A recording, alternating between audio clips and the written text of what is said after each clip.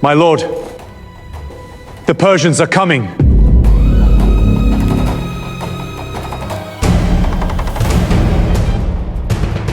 I was 25 years old, outnumbered nearly 2 to 1, and the Persian army was already moving across the plain.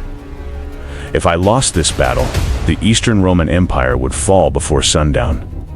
My name is Flavius Belisarius, and this was my first real command. The year was 530. The place was a Roman fortress called Dara on the eastern frontier. By sunset, either Rome would still stand, or the east would belong to King Kavad of Persia.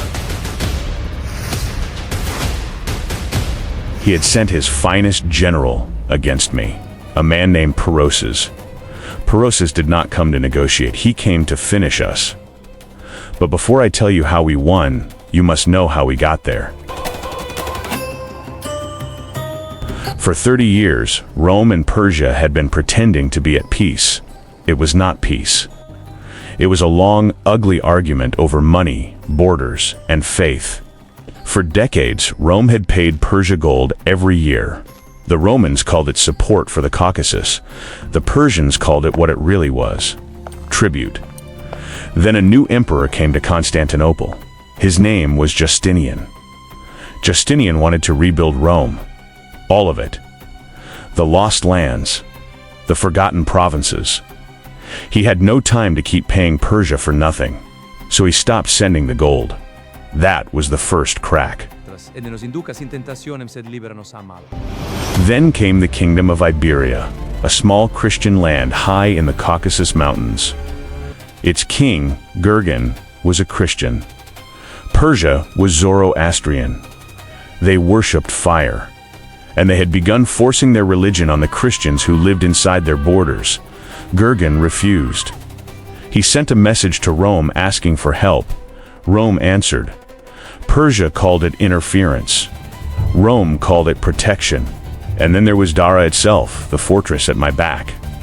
Years before, Rome had built Dara on the very edge of Persian land. Old treaties had said no new forts on the border. Rome had built one anyway.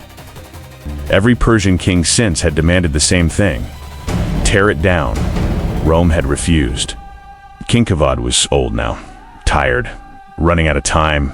He sent letters first. He always did. The letters demanded gold.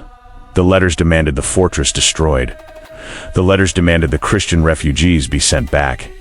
Justinian refused all three. And the army came.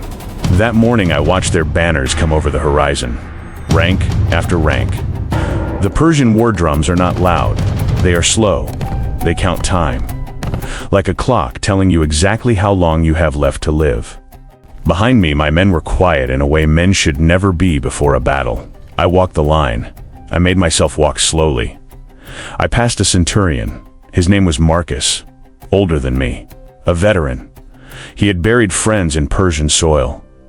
He looked at me. I knew what he was thinking. He had seen this before. The smaller Roman army, the confident Persian line, the young general who did not know any better yet. He was thinking I was about to learn the same lesson he had already learned. The night before, I had done something my own officers thought was insane. I told them to dig, not walls, trenches, long twisting cuts in the earth across the open plain. A senior commander rode up. "General, these will not stop them." I told him the truth. I do not need to stop them. I need 10 seconds. Because a battle is not won by the larger army. It is won by whoever controls the rhythm. If I could break Perozes for 10 seconds, even once, my smaller army would suddenly look equal. Twice, and we'd be dangerous. Dawn came. Persia advanced exactly the way I knew they would. Their cavalry came first. I watched them ride across the open ground, and I watched the moment they hit the trenches. The first line stumbled. The second crashed into the first. Officers shouting orders no one could hear. It was not a victory. Not yet. But it was the moment I had been waiting for. But Perozes was no fool. He sent his elite cavalry around our flank. It was the answer he had prepared. It was also the answer I had prepared for. I had hidden riders behind a low rise to our left, Roman cavalry, and 600 Hunnic horsemen who had ridden to fight for Rome that morning. The Huns waited until the Persian elite was fully committed. Then they came down on them from the side. The best cavalry in the Sassanid Empire broke. Not retreated, broke. When men start to turn their horses, when officers cannot be heard, when even the brave look behind them, that is the end of an army. I gave one more order: forward. The men who had woken expecting to die now saw something different, a door opening in the Persian line. They went through it. By midday, the field belonged to Rome. I did not chase them.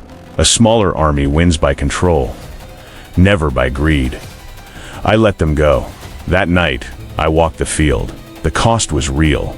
It always is, but none of them, not one, ever felt like Dara.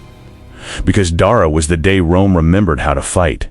And Marcus, the old centurion who had buried his friends in Persian soil, walked off that field believing again. That was the real victory.